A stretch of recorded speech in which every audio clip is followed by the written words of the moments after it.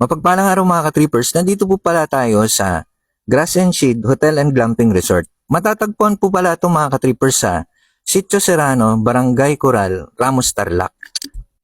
Mga ka-trippers, tara samahan niyo po kaming libutin ang Grass and Shade Hotel Resort.